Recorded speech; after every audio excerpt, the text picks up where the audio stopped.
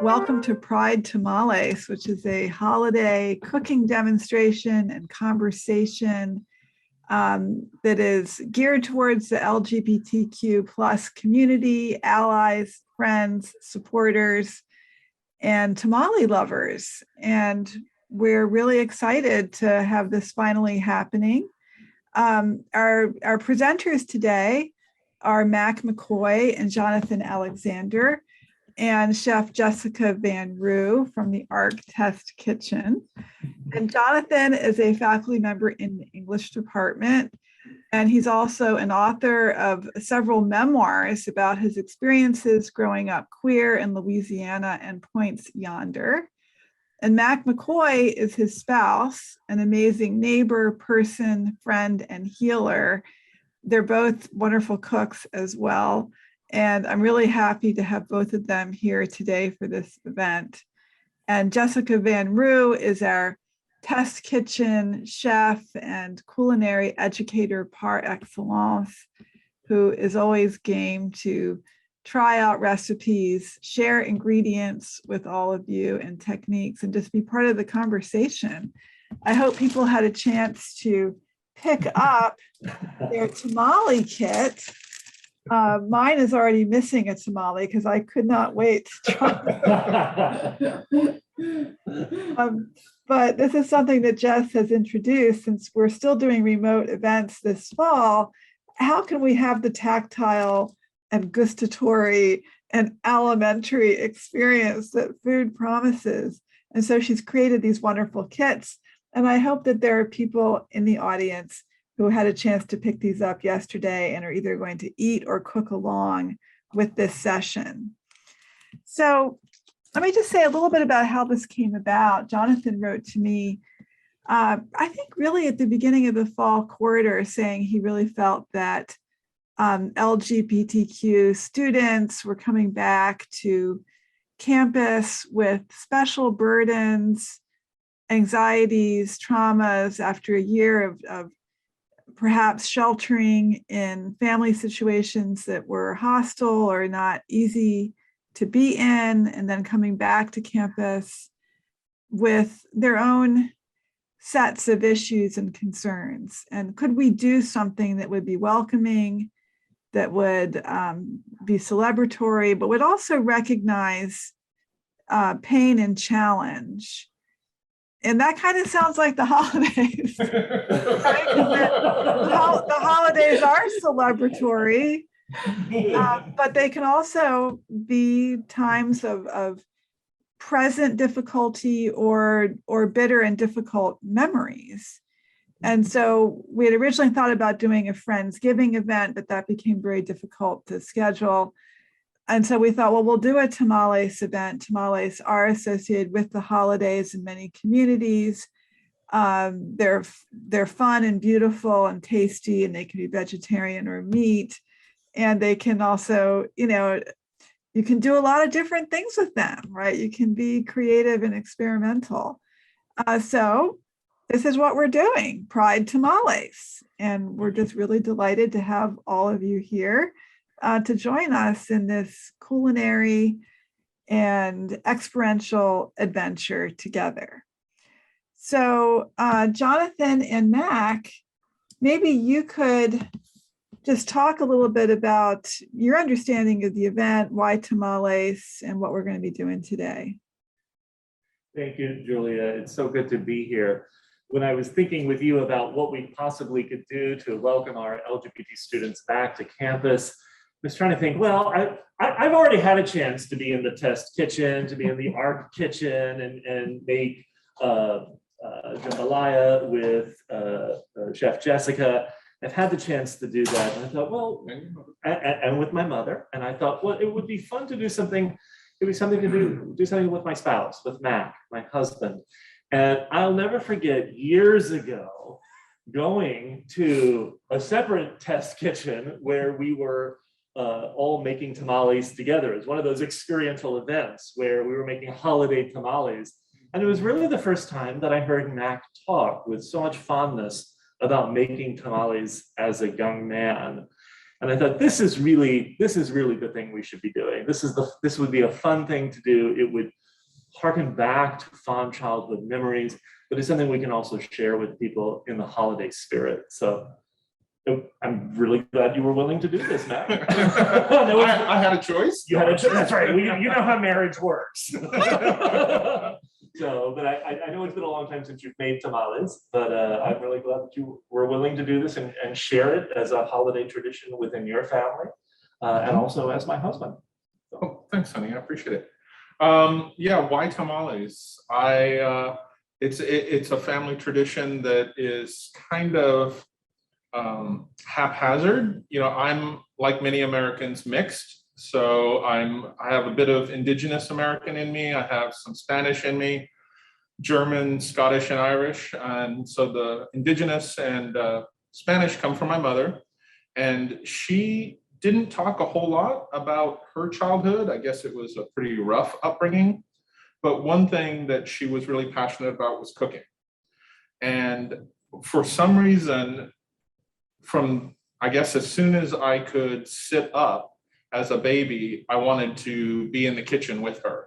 I wasn't always helpful, but because apparently there was a pot and a wooden spoon that I'd like to bang sometimes, or sometimes stand on to reach the range.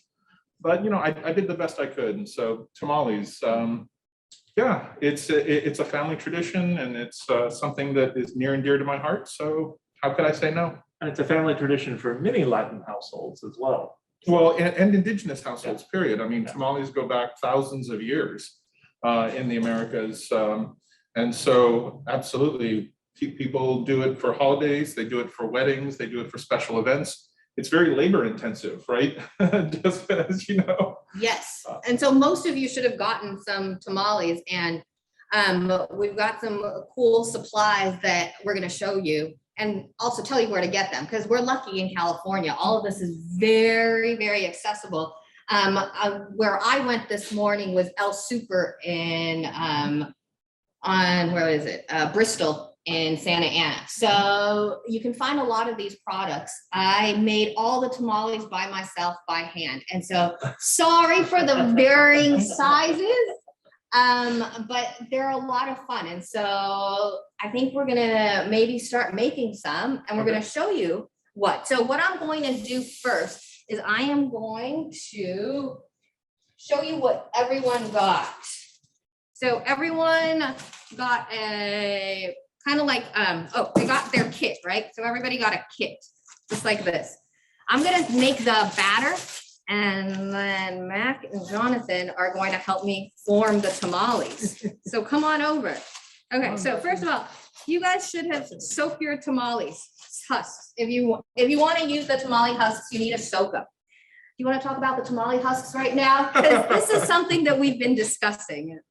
So one of the fun things that we noticed, or maybe not so fun, is that husks this year have been not very great, because I guess maybe supply chain issues or farming issues. You know, there have been issues with quality and mold and being too tough or not. So I think what we were finding earlier was that somewhere in the neighborhood of half of the husks that we were buying were actually usable, and the others would just had to be discarded for a variety of reasons. So we've got you have this bag, and I cheat. I add flavoring in here. There's nothing wrong with cheating. So if you smell your masa, if you take it out of the bag and smell it, it's got cumin, garlic, and a little bit of onion inside of there. So we're gonna pour that into a bowl. And we're making like one small tamale. So this is very hard for Mac, I'm sure, because when you make tamales, you make 122 at a time. That's the standard, 12 dozen. Yep. Okay, and then you're gonna. That would be a small day. Yes. And we're gonna mix that in, and then we're gonna also add in a little bit of hot stock. Or warm stock. And so this is where you can play around with it. You can use water, you can use stock, or I have red sauce too. Yay. Yes, it all depends on how flavorful you want your masa dough to be. And if you're making like a sweet masa, you can add like a fruit juice if you want. It just all depends. So the tamale that I made for you has this red sauce that I made, and it's made with chilies. I'm liking that red sauce, chef. Yeah, that's all you. And then we also have mole poblano. Even better. Oh, you do? You like the Oh, mole I poblano? love mole. Oh, my okay. God. Well, now I'm going to show another reason and another way that we cheat in this kitchen. Okay. Mole poblano is very, very hard to make. Yes, it is. I've done it once with I can't remember a professor's name, but we did it, and I made masa, and I made it from scratch. Meaning I actually deep fried the chilies, then soaked the chilies, then de-seeded them, then did it again, and ground it by hand. And it's got, so if you've never had mole before, that's what's in that little cup that you have. Each person should have a little bit. And the mole, what's inside is chocolate, chilies, Chocolate and chilies, definitely. sesame, and a whole bunch of spices. And so it's spicy. Well, and each mole, as you know, is very much a family sort of thing. So the recipes can vary. You can add a lot of different things. And what's interesting about mole is it's usually made with turkey, right? Yep. And so Turkey or there's chicken. turkey or chicken. And so I could have done the turkey, but I didn't do the turkey. But you can buy paste. You can buy mole paste. And so that's what this is. I did not make this mole this time. And it's very spicy, but it's really, really good. It So is so good. And sometimes people, I think, get a little put off when they hear, oh, it's made with chocolate. yeah, But it's a savory it is. chocolate. I mean, it really is so good. And so if you've never had it, I gave you guys each a little bit of that, and you can use that inside your masa dough, or you could also use it just to pour over your tamale. All right, so now let's get going. Let's make a tamale. So we're gonna make one simple one, a little bit more. It's not liquid. quite holding together. But it's like literally right there. So when you were looking at your husks, Uh-huh. what were the criteria? So how did you know one was not usable? When they weren't the right size. Okay. So that's why they all vary in size a lot, but I want to show you what you can do is you can stack them with each other. So you can kind of bandage it up, I guess, is the best way to say it. Yep. And you can, and then, because they'll break on you a little bit, but you don't want to use the ones that are moldy. The little burnt parts I find are okay. But what's helped sometimes is to dry them off before you start filling them. I learned that the hard way because the filling doesn't like to stay. Right, it'll slide. It'll slide right off. Yep. Well, and also there's the smooth side versus the kind of rougher Yes. side. You generally want the smoother side on the inside. And so you figure out which side that is on that, or you can help them out. So you can kind of feel it, and the husk has ribs. And like this, I don't know if you can see, but my fingers are kind of sliding across, whereas here it's more kind of the rib reaction. So this is the inside. Cool. All right, I'm gonna grab some chicken. And so I made some broth, and it's always good when you're making your masa to use broth that you use to make the meat and so on. So there you go. Now Yep. you can make it. Go for it. And so all of this is very, very personal in the sense that everyone's tamale is going to be slightly different size depending on who's making it. And you just want to get a good amount of masa dough on the husk. And you can see the filling she gave me is, I don't know, about a good tablespoon in size. I tend to like more masa than less. So my tamales almost always have a bit of a thicker amount. And I would say, oh, and by the way, I have a little bit of a obsession kind of thing for sizes and shapes. So I tend to really play with it, even though I'm probably kind of killing it. And you just start to roll it together, use the husk kind of to push stuff in, and you can kind of see I'm pushing the filling in just a little bit because again, I made the masa pile so thick. And then you eventually bring the husk together and kind of roll it again, and then you can fold. And then if you have little ties, you know, you can tie it. I've heard people create what they call a 6-pack. Yes. And so you make 6 of What do you them at want a to do? time. Yeah, you can put them right there. And you take 6 of them and you stack them all together and then you put them inside. And so, and then you tie them all up and it's called a 6-pack. And so you can make 6 packs of them. Yep. Oh, it's too cool. I love watching you do that. Well, you know me and like Legos and all those sorts of things. I just, I get into this, what shape am I going for? What does this want to be? What's going to fit here? Yeah. Like, see this, I'm just putting the masa all in here because she said this was for one, the intent was to have one tamale. So I guess I could have made a bigger one, but this, I just want to have the masa because. And that's what I'm trying to explain about the different sizes. The corn husks come in so many different sizes that it's hard to make the tamales the same size too. Yeah. We have a camera request here. Daryl says, can you rotate 90 degrees? Can't see the final step.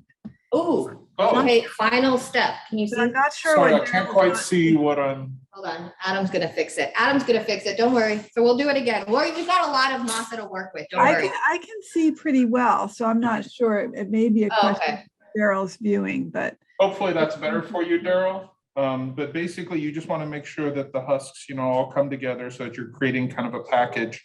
Oh, the rolling part. The Okay. rolling part. Oh, Wanted the to see the rolling. rolling part. Okay. Okay. So don't worry, because now I'm gonna show you 2 products and he's gonna play with these 2 products too, so that he can show you his technique and then I'll show you what I do too.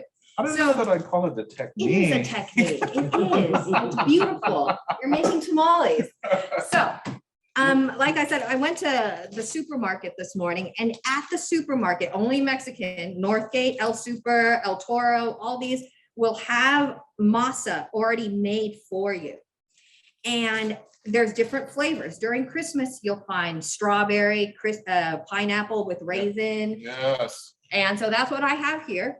And then here, I also wanted to show you, you can also buy tamale that prepared.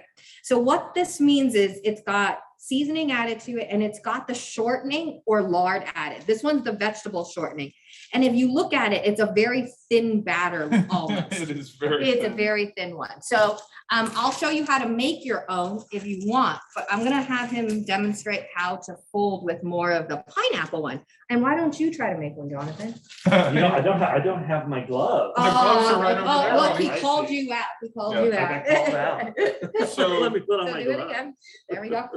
So this is a much wetter dough, but you know, that's not uncommon when you're doing fruit. And again, I tend to go a little bit bigger because I like a lot of the masa. So this is probably a little bit big for this. So what I will do then is just kind of spread the dough out.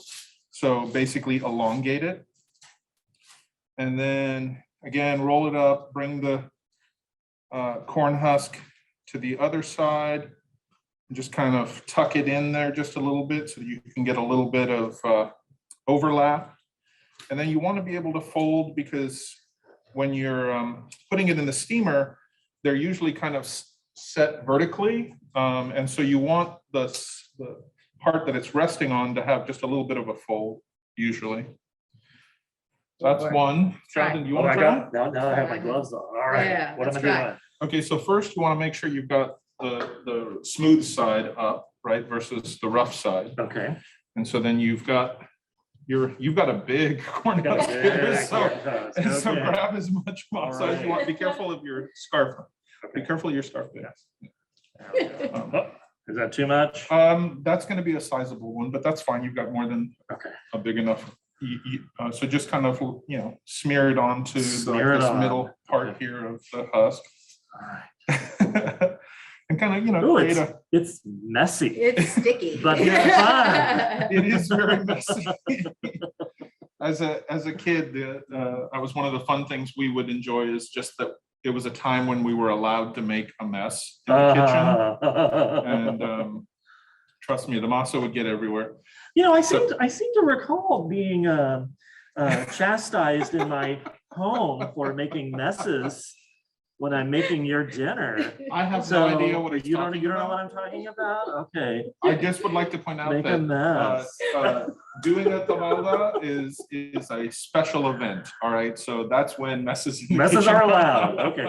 All right. So I've got it So like you've got this. it really nicely spread. That this is going to be a huge Yeah, tamale. okay. All right. And so Hey, go big or Oh, yeah. right. And so again, you want to kind of bring the edges together and just kind of tuck it so that you can create that little bundle or that little packet, right? And unfortunately, I'm squeezing it a bit too much, so you're going to have a really thin bottom and kind of a thicker top. But what you can do is, now that you've created it, is you can kind of just massage it around a little bit, Nice. you know, to kind of even it out.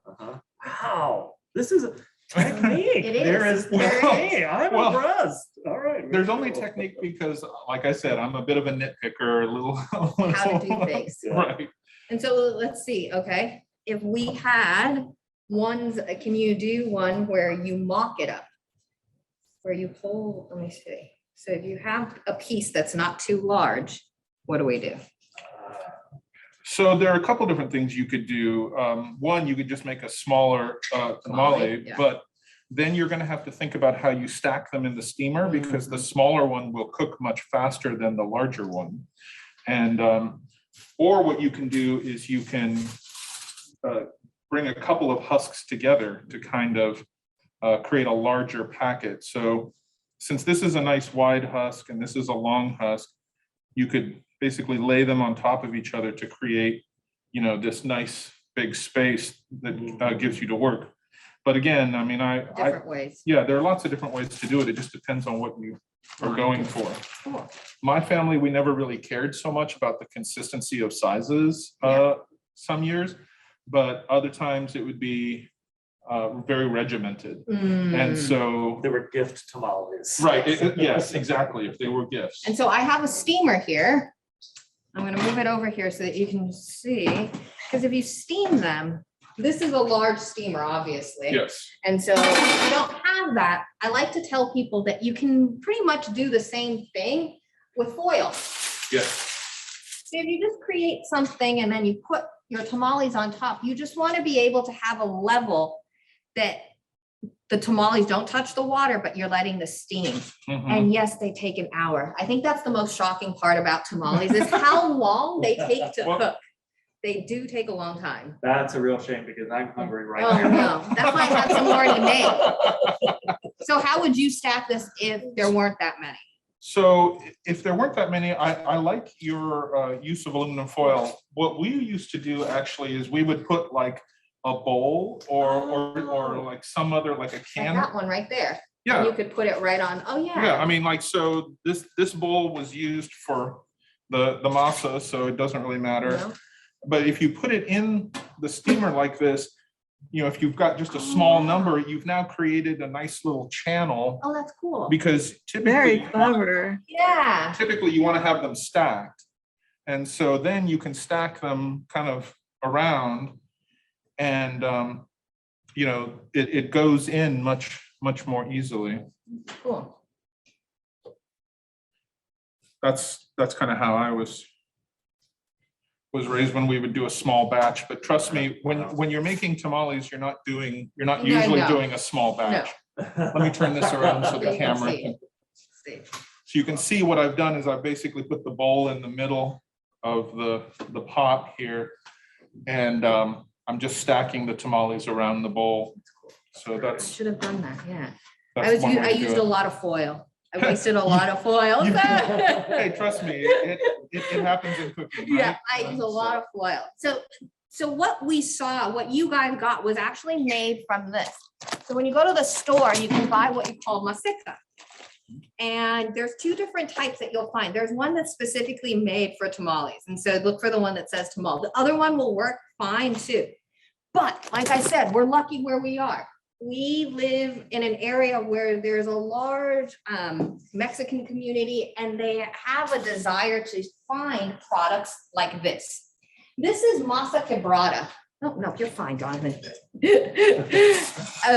Too many cooks in the kitchen sometimes. All right, so this is Masa Cabrada. When Mac saw this, it is very dry. This is not in any shape ready to be used. But this is the masa without the shortening or the lard added to it, as well as the broth. So this is easier to work with than the dry stuff because it's already slightly moist. And so what you do is you're going to add, we're going to knead in this small amount of shortening as well. And if you can use lard, you can buy good lard to use, and it does flavor the dough pretty well. Yes, and I mean, traditionally it is lard, although you can use vegetable shortening, Yes. but you have to be much more careful with the water. Mhm. Because as you see with that other package that is vegetable shortening based, it's much more liquid, Yeah. and that's going to just take a while.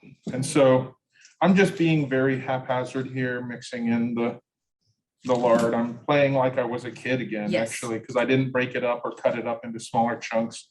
I didn't really care about the distribution, which is what I'm caring about now, which is why I'm kind of Can it mashing. be over mixed, or is that not a problem? I know some doughs have to be careful. Not really, because corn doesn't have what you call it, gluten, which, when you're mixing a wheat-based flour product, you're creating gluten, right? Isn't that right? Yep, Jeff? that's exactly And right. so that's what makes it tough.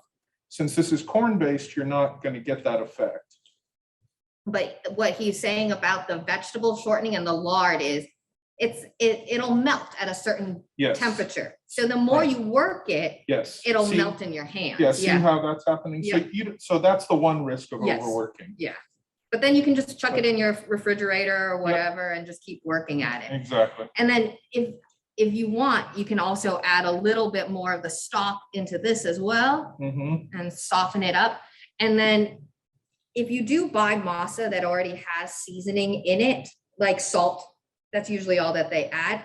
I suggest you add a couple other things. Yes. I'm not a fan. I mean, look, I love corn. Like, give me a good polenta any day, but you got to add salt. You got to add something to really kind of bring out all the flavors. And so that's why I added the garlic, the onion, and the cumin into the ones that you guys have. These are a few of my favorite things. Yay, yeah. So that's just dried garlic and dried onion, Jeff? Yep, the onion powder, like garlic powder, onion powder, and cumin powder. And there we go, perfect. And so if you look, it's a really, really pretty consistency. And what's fun about using this Masa Cabrada, if you're really health conscious, you don't need to add the shortening, and you can just add the stock to it, and it tastes really good as well. So same thing. I'll do my way. I did a different way. And so I didn't want to say anything. Oh, no, that's okay. No, but that's the beauty of this, because so growing up in Taiwan, we did the similar thing, but we did dumplings. So Oh, it's the same idea. sure, of We do course. dumplings Yeah. instead In steamers. Yeah, and of course. steamers, Mhm. but it was a family affair, and you sat around the table, and as a kid, you weren't allowed to make them. You just got dough to play with. Mm, So it's the same idea. sure. And then as you got older, you could make them then. So I'm gonna add some chicken. So what I did is I almost create, because I like the filling. See, where I'm more masa, she's more filling. See, we And balance. there's different people who do different things. So one of the ways that I've seen is also people will pull these two Yes. edges up together Mhm. to kind of close it up. What I do is I do one, and then I fold this up first, Ah, and okay. then I fold it over. That's the Okay. only difference that I have. And so Sure. it's on the Yeah. bottom, just like that I as can see well. that. Yep. So there's just a whole different, all these different ways. And if you wanted to tie them, what you do is you tear off a piece like that, Mhm. and then you go underneath, and then you tie it up That's right. after. So you can try that too if you want. Yeah, if you want to get fancy. Yes, no, when you are making a lot though, folding them is a lot easier. So now we're going to make our sweet corn tamales. And Jonathan, you are gonna whip up some butter for me. Yes, the whole point of a tamalda is it's a family affair, right? You're bringing friends together, bringing people in your community together, and you're cooking together. So This is Professor Daphne Lay, who's going to be coming on as our interim director of illuminations. That's Professor Lay's tamales that she made today. Oh, there it goes. Yay! Oh. Yeah, look at that. So Those thank are you, beautiful. Professor Lay, for cooking along with us. That's really fun. Yay! That's awesome. All right, so sweet corn tamales are made with sugar and butter. Sugar and butter. Sugar and butter can't go wrong, right? So we're gonna actually cream this together. And the last ingredient that I haven't talked about that goes into tamales, that's a cheating ingredient, is baking powder. No. Baking powder makes things fluffy. So if you want to test your batter, this is the trick. It needs to float in water. Yes. So you put that masa in there, and if it floats in water, your masa is ready to go. And so if you want to, you can test your masa that way. What we're gonna do is we're gonna beat up butter. We're gonna add some baking powder inside, and then we're just gonna add corn straight into it, and then we're gonna make sweet corn tamales. So go for it. Can you beat that butter? I'm gonna let Mac Mac. do it because Why? Mac is better with the I'm a mess when it comes You to. can't make a mess in here. Are you gonna be scared? Let's see. There we go. You're like, yeah. Oh yeah, no, that would be flying all over the place. That's why I bought a bigger bowl, but it's still gonna be flying all over the place, I feel like. Okay. See, this is really kind of freaking out my organized sort of personality where I'm like, if we had a taller, narrower bowl, we wouldn't have this problem. Yes. The flying butter. Yeah. Or maybe just less butter. Maybe less. Well, butter. so Jessica, the big change in our life since we last saw you a few years ago now has been that we've gone pretty much vegan. I had a feeling that was coming. Well, so Yep. no judgment, but No. we're just asking. Yes. Have you found in your experience any decent substitutes For butter. for butter?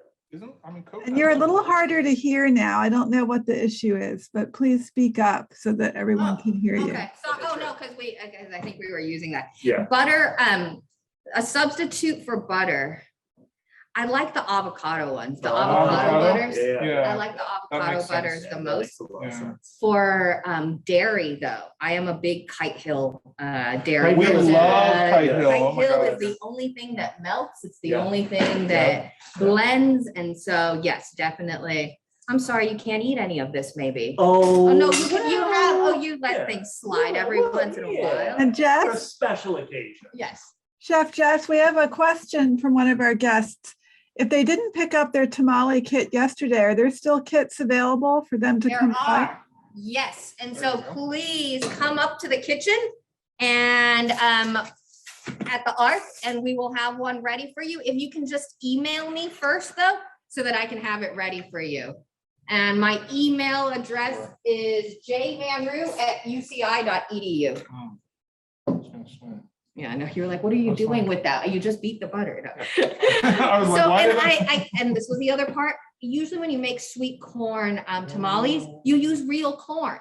And then you can use the husk from the real corn to wrap them up. And it's like sustainability at its finest, using every part is that. That sounds so good. Yeah, I'm sorry, I didn't get it. Oh, And so, I but love it. fresh frozen corn is just as good. So we're gonna mix this just until we can, so we kind of want like a crushed corn look. We don't want corn puree. So we're just gonna pulse it.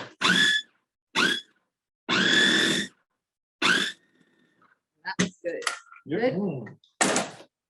Sounds like I'm getting my tires replaced on my car. Sorry. Oh, it looks so good though. Look at that. And then now you're gonna add the last part, which is this. And that's just the masa. Oh, And so all now right. we're gonna add the masa All in of there, this? all of it. All of it, Mhm. all of this masa. Go ahead. You ready? You have to mix it in or? I mean, it's gonna be mixed in, but I'm not, I'm not fancy. It's not, put a little bit in and then mix Oh, yeah, it. no. What's the term? Cutting Cutting something out, in? yeah, or folding, Folding, yeah. folding, Sorry, I'm not. no. And Jess, is the recipe available as well? I didn't have a recipe in my bag. It does. If you don't have it, I will email them to you. None of these recipes are my own. I have used recipes from amazing chefs that have figured this out more than I have. And so I will email everyone that registered all the recipes for this. And please do try making these at home and then tell me how successful you are. Make them if you're around this holiday and you're not going home and you have a whole bunch of friends, go out and try to make some of these. I have a bunch of masa still. I don't have that many corn husks, but I have a whole bunch of masa. So if you want to try and make some, feel free to email me and I can give you some supplies and you can try to do this. Tamale husks, like I said, are getting pricey. It's the holidays, and so I almost want to say it's ridiculous how much they charge you for a tamale husk. $11 for a pound. Oh my. And you use like parchment paper? Are there any? And that, yep. Yep, you could. And what's the other one we were going to do?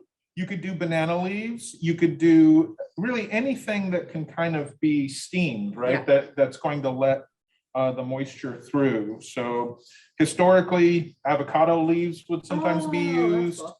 Other sorts of tropical plants. You know, if you think about where tamales come from here in the Americas, all sorts of different tropical plant leaves were used probably in ancient history to make them. Very cool. How's that look? Perfect. And so that we wanted to make you a banana leaf one. The problem was I needed to freeze them, and the banana leaf when frozen gives it a funky flavor. So we don't usually want to use it. I forgot to use it. No, I know, and I should have. Yeah, I never used. I know. The baking powder is the cheat. Baking powder is definitely cheating. Yeah, sorry, I forgot to add it. Yeah. He's like, I'm not adding that. That doesn't go in there.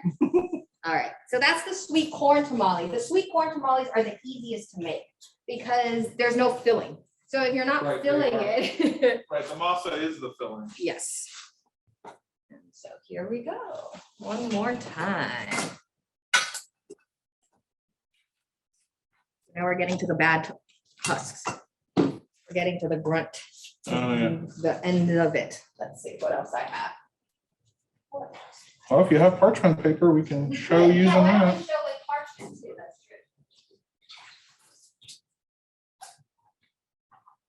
true. So Jonathan, when you were growing up, what would be the equivalent, or for a family comfort holiday? Tell us a little bit about your background. That's a great question. Thank you, Julia. I grew up in the New Orleans area, and I think that our traditional family foods involved us staying out of the kitchen so that mother could cook. So there weren't always these tamales kinds of events. However, one of the things that we would be allowed to help her make were pralines. Oh. And so they're a lovely caramel pecan dessert, cookie form dessert that are so good and so much fun to make, and very, very much a staple of Deep South cooking, Louisiana cooking. Yeah, go for it. Chef Jessica, you have roots in that area as well. do. Did you make pralines? I have, but I bought them more than I made them. I feel like we bought them way more than we bought, actually. But I grew up in the South going to the Biloxi Crawfish Festival every summer. Oh, that was crawfish, my yeah. big thing. So, But for the holidays, for the winter holidays, pralines definitely were a big thing. Fudge as well. We'd make fudge with a tiny bit of cayenne pepper sometimes, just to give it a little extra kick. So. did you do a turducken during Christmas every year? Oh, turducken. We did not do the turducken. We knew people who did the turducken. So for those who don't know what a turducken is, what is it, Jonathan? That is duck, turkey, and chicken all kind of magically rolled in together. It Yes. is definitely not vegan. It is not vegan. No. I'd love to know the history of the turducken and who thought, how did it happen? Who thought of putting a turkey and a duck and a chicken? Well, and isn't like the chicken stuffed into the duck Yes, stuffed it's into the it's turkey? not easy to make. It is Yeah. a difficult process. It's, That sounds like a real pain. yes, it does. To try and So Jonathan, how did you and Mac meet? And how long have you been married?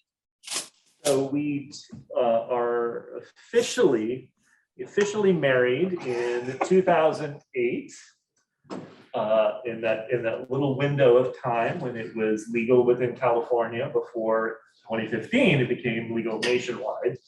But we have been together. So this is kind of a point of contention. Because Max says we've been together since 1996. I say it's more officially 1997. But close enough. So we are actually coming up on a quarter century soon. And see, this is actually why we got married on Halloween in 2008, because that way there could be no argument about at least the official anniversary. No argument. So we met in Colorado. My first job was in Southern Colorado, Colorado State University in Pueblo. Mac is from Colorado, and we met. And we really, at first, we weren't even really friends. Mac and his friends had a name for me. What did y'all call me, honey? Ice Queen. Ice Queen. Yes, thank you. Appreciate that. Well, you were so mean to me that first time yeah. that I met. Well, I was so attracted to you. I didn't know what to do with my feelings. So, but we actually got to know each other when we were working on a nonprofit for LGBT rights in Southern Colorado, and decided that we had more in common than not, and that our differences actually complemented one another, and the rest has been history. So, yep, 25 years and counting, living history. I love it.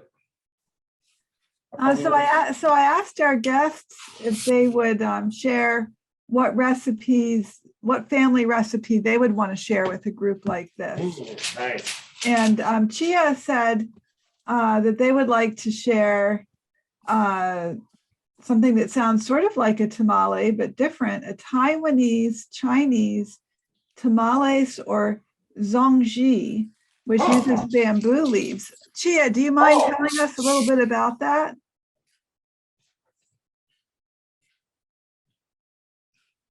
Or Jeff? Yeah. So Can you there tell is us about that recipe?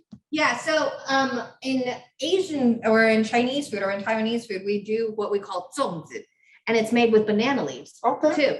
But it's the thinner banana leaf. Right. Yeah. And then we stack them and we put sticky rice inside of it. Oh, that sounds good. And it's like a triangle. And it's the same, but very difficult to make too, because you take two leaves, fold them over, and then you have to create like a package that you stuff the rice to in. create the triangle shape. And then you stuff rice, and then you stuff other things, and you put meat inside or egg, and then the rice has soy sauce in it, and you steam it for about an hour. But it's funny because as she's saying that, like the sweet one, there's a sweet version of it, and it's with peanuts. And so it's just peanuts and rice. So it's similar to this, where it's just corn and masa. And so it's interesting now that she says that there are all these traditions that actually you see in different cultures, just with different fruit. And so, yeah, that is something we do. That So sounds so good. Oh, it does. I'll make a vegetarian one for you. Thanks. I'll make a vegetarian one. Okay, so how would we do?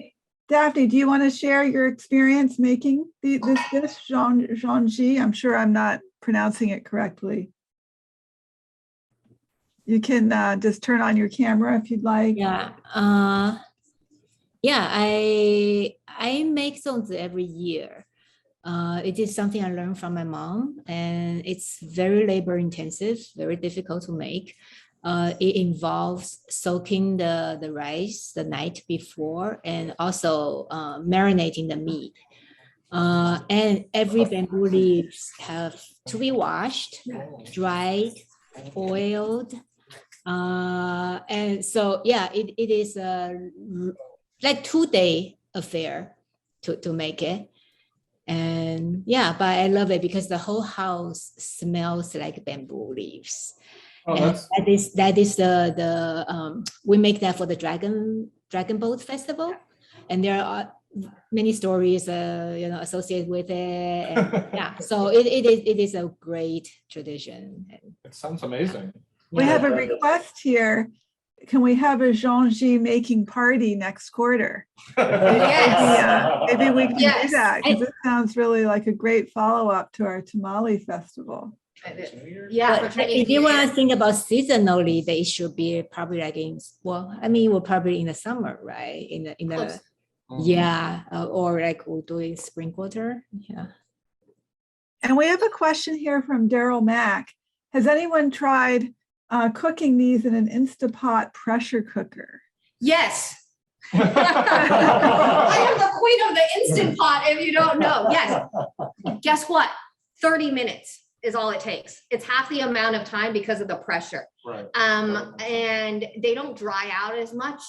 And so if you've ever made tamales, sometimes if they're smaller ones, they might dry out before the bigger ones cook. And so the great thing about a pressure cooker is it keeps the moisture locked inside. And so yes, 20 minutes in the pressure cooker, 20, 30 minutes, depending on the size, you're good to go. That sounds awesome. Yeah. I think that Daryl's going to put their tamales in the pressure cooker right now. Cool. Yeah. We'll We'll have to see. get a report on that. Definitely. So one last thing before I wanted to add, and then we can ask more questions, just so that people who do have tamale, how do you reheat your tamales? Oh my gosh, that's That is a a good whole question. other. Yeah, it's a whole other class, isn't it? Well, Yep, that's why. and people debate about it, right? Yeah. Because nowadays it's the microwave, right? Yes. We all want to use the microwave to reheat it. The problem is the chance of drying it out is much, much higher. So I guess if you're gonna use a microwave, what I would say is at least wet a paper towel and wrap it around the tamales so that there's that moisture to kind of share. So that's one way. Another way you could do it is you could do it in a pan actually on the stove with a little bit of oil. But that's going to get like kind of a nice crispy exterior, which I actually like on the more dessert tamales. So there are different ways you could, I guess, put it in a steamer again if you wanted. Mhm. That would be a really slow way to do it, but they would be really nice and moist. But so yeah, there's different ways. And then another way that I saw was you could also put it in the oven. Yes. You can preheat the oven and then just That put makes them in the sense. oven too. But again, drying out would be a risk Yes. in an oven. So what I would do in that case is put a little dish with some water in it, like some hot water next to whatever you're reheating the tamales in the oven. That'll create kind of a steam effect, which will help prevent the drying out. Yeah. Well, so, yeah. And we have a suggestion here. Professor Lay says that she uses the rice cooker to reheat. Oh, that's super smart. Yeah, Yeah. that is. And so you can just put it in the husk and reheat it. That will keep the moisture in. That'll help. Or you can take it out and do what Mac was saying. And you can actually like almost pan grill it on either side. And then you get like a crispy exterior. Mhm. And it's actually really, really good that way. If you've never had a tamale that's been cooked, Yeah. it's a whole different world. And so a lot of people actually like doing that more these days, I've found. So, Yeah, because you can caramelize the corn just a little bit. Yeah. So you get that nice crisp, but you also get the caramelization. Yeah. I was about to start, but then I noticed it's gonna stick if I use this. And so I'm gonna get a non-stick pan if I were gonna do that. So don't Yeah, try to you need to add reheat it some on oil. that. Yep, and add some oil onto that one. Does anybody have any more questions, comments? Yeah, let us know what else you'd like to see demonstrated, Yeah. winter and spring. What recipes mean a lot to you this time of year? Whatever you want to share. We're going to be here for another 10 minutes to answer questions and share memories. And I don't know whether Jonathan and Mac have a question for our audience as well. Do you have something you'd like to? Interesting question. What do we want to know from the audience? I mean, I'm curious why people decided to tune in today. I mean, tamales mean something to me and my family history. What does it mean to you to be here today with us? There may be some people out there who have had their own tamale experiences in their families. Yeah, we'd love to hear from people about that. Sometimes one of the most interesting things about being in the LGBT community is that we not only have family traditions, the family of origin traditions, but sometimes we make up our own traditions. Or we adapt family of origin traditions for our own purposes. And so I would love to know if anybody has with their friends, maybe develop some of their own holiday rituals. Yes. Yeah, that is something I'd really like to know as well, because after 25 years together, Jonathan's right. One of the most important lessons I've taken from our marriage is that you build your family. You know, family is a choice. We culturally often talk about blood and all those sorts of things, but the reality is that those are just the people you were born with. It doesn't necessarily make them family. It's the relationships, it's the shared memories, it's the shared experiences. And so how do you make your family? That I'd love to know. So some comments that people have are, they've never had a tamale, so they wanted to see how it was cooked and made. Very cool. Very good. Yeah. And being in California, I grew up eating tamales, but never knew how to make them. And so they wanted to learn how to make them. Nice. Very cool. And so they are not, they're a lot of fun. They're not easy. We're not going to lie and say they're the world's easiest thing. And I will tell you, they're the good pre-made ones. Costco has some pretty good pre-made ones. And what do you know the significance of having tamales during Christmas? What's the significance of that? So, okay, originally, as I understand it, and I'm not a historian, so if there is a historian on the Zoom, feel free to correct me.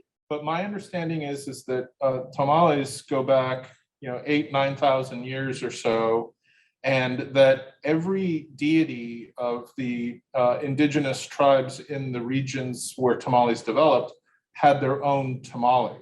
So because corn was sacred to the Mayans, for example, they actually believed that the gods created humanity from corn, if I remember correctly. And so it's a sacred sort of experience. And so during this time of year, many tribes would create tamales as gifts, offerings, if you will, to their beliefs. Or they would share them amongst their families. And when the European colonizers and invaders came in and imposed their worldview, part of that was Christianity. And so they took that idea of tamales to gods or to deities and said, okay, associate it with Christmas. And so that's how it really became a thing of being associated with Christmas, in my understanding. But again, not a historian. Did you grow up having tamales during Christmas too, though? Or was it? We would have them during different holidays or important like commemorations, like a quinceañera or a graduation, a wedding, those kinds of things. And typically, this is like a multi-day thing.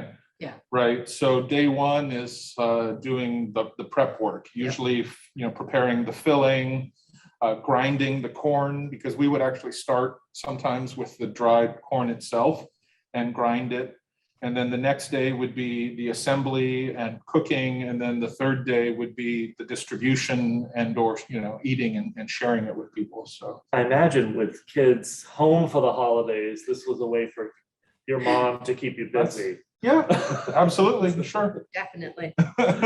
And did you ever taste the masa raw? Because that's Oh, what yeah. I was doing the Yeah. whole time. Yeah. So don't Yeah. be afraid to taste your masa, everyone. Like, Yeah, I mean, all of this taste is it. ground Yeah, flour, it's ground flour, yeah. perfectly fine to taste. And I thought that was interesting because you don't want to have to cook it and then taste it to see if you've Right. added enough seasoning. It tastes really good raw. Oh, almost. yeah. Absolutely. So taste it and then adjust it to what you need. Trust me, if we weren't on this and I wasn't wearing a mask, I would have Yeah.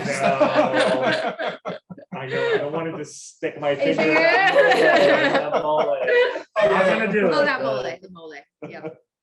Oh, any more questions? Sorry, yes. Okay, so it's the sharing and I don't know how to make them. So food is love in the immigrant community. Yes. Absolutely. And I went to the medical humanities event on disaster reduction for LGBTQ community right before this. So it's nice to have two things back to back. Very cool. And I'll now forever think about the special community when I eat tamales. Nice. Yep. Thank you. That's awesome. That's great. Sometimes you don't hugs or words, but you get good food. So. Yes. Yes. Any, I love it. it didn't matter who you were. If you came to my house and my mom spent more than a couple minutes with you, you were going to eat something. You were going to be fed. So, Food is love. yes, Yes. food is indeed love. Or in my case, lots of love.